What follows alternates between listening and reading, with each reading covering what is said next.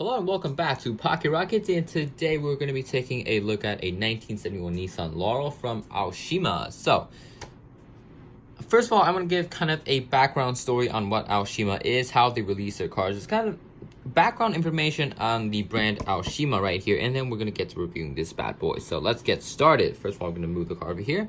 So Aoshima is a Japan-based brand that mainly releases 124 scale model kits. Kind of like Tamiya releases 124 scale model kits, but every time from time to time they do release 164 scale stuff, and well, this is one of them. So this is the Grachan series, which is basically, I think you can tell the style of this series. This is number 13, the 13th release of the Grachan series, which is basically based around the Bosozoku culture of Japan car modifying. So yeah, all of the cars here are based around kind of a Bosozoku Kaido Racer Shakotan style, which I think is really unique, and I do really like this series a lot. So this is the 13th release, like I said, and they've been releasing this series. This is actually, I think, a really long-running series in the whole brand of Aoshima. I don't know when the first one was released, but it's well over like 5 years ago, so that's pretty amazing, and they're still continuing to release new ones because the 13th series was released very recently, I think in September, so it's actually really new for Aoshima. And some of the Aoshima's other famous series include the Drifto Tengoku series, which is based around a Japanese drift magazine. So they have some cars on the magazine, and they made it into 164 scale stuff, and some of the cars on that series was absolutely amazing. Another really iconic series was the Option series, based around the Option Exciting Car magazine of Japan.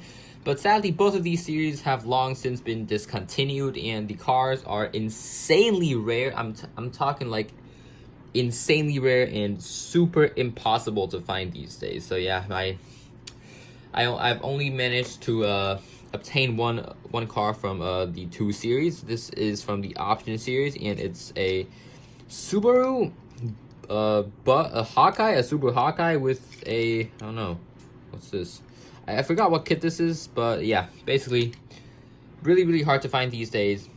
But I got this one brand new, and now we're gonna get to reviewing the cars. But first of all, let's take a look at the list of the cars from this series. So first of all, we got the Hakosuka 2-door. So this is the Liberty Walk. Oh my god, what happened? Alright, so this is the Liberty Walk Nissan Skyline Hakosuka 2-door. So this is part of the series. And we got the Z, Laurel, Sylvia, and I don't know what this is. This looks very much like a Mark II. Like, these two cars look pretty much identical, but they're not. I don't know what this is. Oh, is this a Cresta? This might be a Cresta, but this is a Mark II. And I do really like the Mark II, though. I wish I would have gotten the Mark II.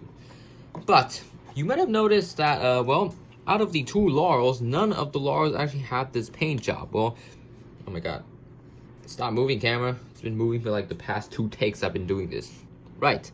You might have noticed that my livery car isn't really on the packaging. Well, that's because I was extra lucky and got a chase car. So a big part of Aoshima cars is that they have a lot of chase cars, and I'm not even sure how many chase cars there are in this series, but I just know that I got one of them. So this specific livery is based off of Wataru Kato-san's, the Liberty Walk founder's, real life car. So in real life, he actually has this exact Laurel with the exact wheels, exact body kit, and exact livery. And I actually saw this while I was in Nagoya, while I went to visit the Liberty Walk shop, and it actually was really amazing. So yeah, let's talk about details of the car. The car is plastic. The car is metal. The the plastic is what am I talking about? Oh my god, the car is metal, the base is plastic.